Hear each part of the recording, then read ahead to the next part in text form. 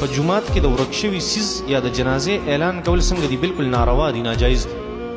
نه به د جنازې اعلان کیږي په جومات کې او نه به د ورک شوي څیز اعلان کیږي. نبی علیه الصلاة والسلام منع فرمایلی ده.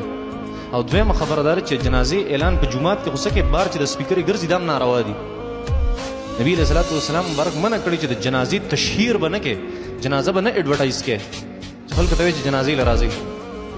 او دومره کولی شي په جومات کې یو محله کې مړی شوی دی، د امام له پکار دي چې هغه ووایي چې هلکه پلانکې زموږ په محله کې وفات شوی، دعا ورته وکړي او د خپل کسان په جنازه کې شرکت وکړي. داسې درست ده.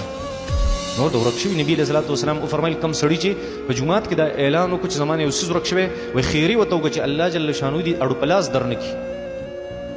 پوهېږې دلته به څوک وایي ما نه شناختي کارډ ورک شوی دی، څوک وایي ما نه دا چل شوی دی، ما نه دا چل شوی دی. څه چل شوی دی؟ دا څیزونه ټیک نه دي. که بیا د چا ډېر زیات دغه وي که نه، ډېر زیات خفه کېږي یو سړی او هغه وایي چې د دا فیصله لږه سخته فیصله ده. د قرآن او د حدیث ته فیصله انتهایي سړي ته سخته ښکاري. خو که یو سړی وایي دا فیصله سخته ده، نو هغې د خپله اذان خانه او خپل سپیکر د جومات نه بار ولګوي، بیا دې په اعلانونه کوي. ښه نور په جومات کې اعلان کول د ورک شوي څیز دا هم ناروا دي او د جنازې اعلان خو هسې ناروا دی چې تشهیر دپاره ته څه کوې او ګرځې او سپیکر یې ګرځې د درګۍ پورې او داسې د جلاله پورې او داسې د کاټلنګه پورې او داسې د بدرګې پورې ځې او دا څیزونه ټیک نه دي، درست نه دي.